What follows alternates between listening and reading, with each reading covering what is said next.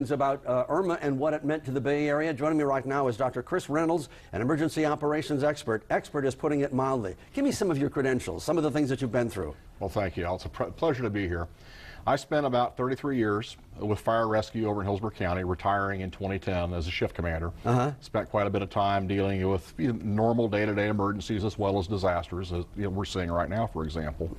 And also spent quite a number of years in the Air Force, retiring after 23 years as well in 2013, and serving as an emergency preparedness liaison officer, which primarily was the defense support of civilian authorities, where we would assist local communities in disaster response and primarily provide logistics support. So you've seen what we've done so far, yes. and as of today, how do you think that we're doing, just generally looking at the big picture? I think we're doing very well. And I think we're doing very well because we have a robust system that relies on local, state, and federal resources in advance of a disaster.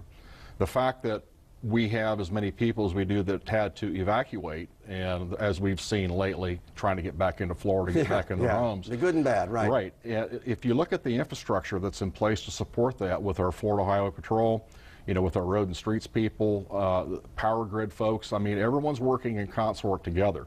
And you can contrast that to what happened back in 91 when Hurricane Andrew came through, it was a mess. Where it was essentially a lockup, logistics lockup where nothing could move.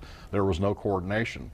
Contrast that to today where we have awesome coordination, and we have that because we have a professional cadre of trained and educated emergency managers serving in the roles that understand that coordination is critical for success. The script has really actually been written ahead of time. You knew what every player would need to do because it had been scripted out.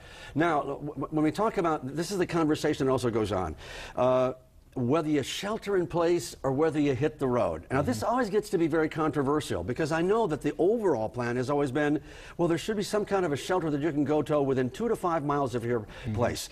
What's your opinion on that? And there's this debate going on. Well, right, there is a debate going on. I mean, we've all seen on television where you have the diehard that says, well, I'm not leaving no matter what, and they're going to ride the storm out. You're always going to run into people that have that attitude, whether it's a Category 1 or a Category 5. Essentially, the decision to relocate is strictly based on, first of all, local emergency management's orders and/or the local sheriff's orders, law enforcement, whether you're in a mandatory evacuation zone. And a lot of it has to do with the storm surge, and you can't mess around with storm surge. No. I mean, you can tweak the numbers on wind and that kind of stuff, but with a surge, it's a certainty. But water is water. I mean, in fact, we saw in Tampa as Irma made the move, we saw the water being drawn out of Tampa Bay. Bayshore Boulevard, which normally is full of water, was literally dry because it was being drawn out. And that was an indicator of what was to come with Irma going north of us and then the storm surge coming in. But that saved us too, It did save us, yes. But we're looking today, in fact, we're seeing flooding in Lithia, we're seeing flooding in most of the rivers. The Anklet River's flooding, the Alafai River's flooding, and it's flooding, the storm is 2 days past us, but we still have the tides, we still have the increased volume of water in the basin up in this area that just adds to it. So now there's another controversy going on, and when you say controversy, these are things, it just means they're talking points because people want to make the best decisions. Right. This was the first time that we had a storm that we tracked as long as we did, more than 11 days, but we were forecasting 7 to 10 days out. Now our meteorologists are iffy on that. So, from an emergency management standpoint, is that a good practice? Well, it's a good practice because the more informed your citizenry are, the better prepared they're going to be. Because people, as we saw again, waited till the last minute to get fuel, to try to get water, to try to get sandbags, and you saw a mad rush towards the end. If you have ample time to prepare, if you have enough time to fill up your vehicles full of gas, get the batteries, get the lights, and put your kits together for your survival, because the standard is that people should be prepared to be self-sustained for up to 72 hours. Right. And if they can't self-sustain, then the system's going to be working to try to rescue them or to save them. But it's never a bad idea, I think, to be early in forecasting. I mean, we all know that spaghetti models, in fact, you could look at the spaghetti models and see whether it was the European model or the GIS model. no one knew where the storm was going to go. It was all over right, the place. And up until the storm was actually south of us and it made that turn, we didn't know.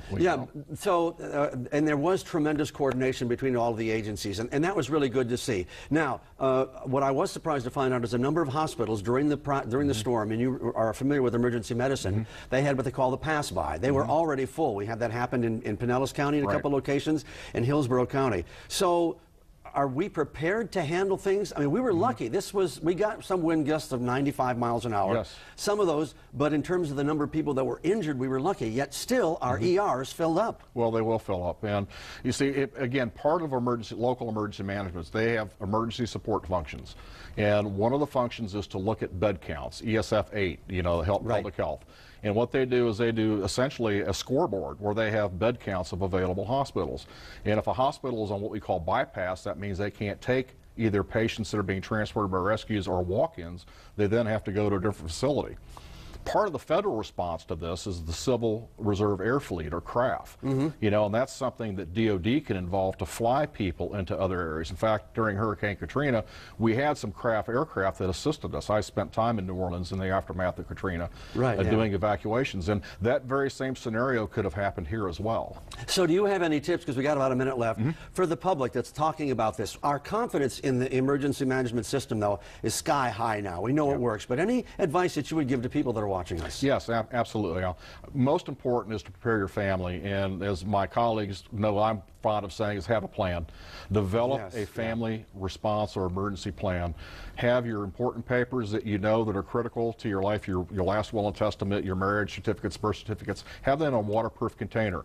Have a go bag that has up to 3 days of supplies, including medication. Be sure you have plenty of batteries on hand and flashlights. Refrain from using candles. If you're out without power, because they can create fires. If you have a generator, great. Be sure that it's fueled and ready. Always make sure that when you use a generator, use it outside, never inside, never in a garage, in a well-ventilated area. And then you have to make a decision, and this is the tough one, and Josh talked about this on the air with me when we said, you make your decision, stick with it. Don't start second guessing, because if something bad happens, and the part that people are second guessing on, you say to yourself, 75 miles an hour, I think my roof can stand. 85 miles an hour, might be 110 miles an hour, and that's what we were facing. Yes, we were. And you still had to make that tough decision. Do I leave? Do I go? Right. Well, the Southern Building Code changed after Hurricane Andrew, with hurricane stripping and, different types of, rated windows and doors and walls. But a lot of houses in the Tampa area are Hurricane Andrew. So, if you're asking yourself the question, will my roof sustain, then that's an indicator that you need to evacuate. Go to a shelter. Well, overall, A for how we responded, you Absolutely, think? A+. I have to say that our folks, local, state, and federal, have done a magnificent job. All right. Good talking to you, Chris. Dr. Yes, sir. Chris Reynolds, emergency operations expert. Thank you so much for joining us. Thank you, Al. Appreciate it.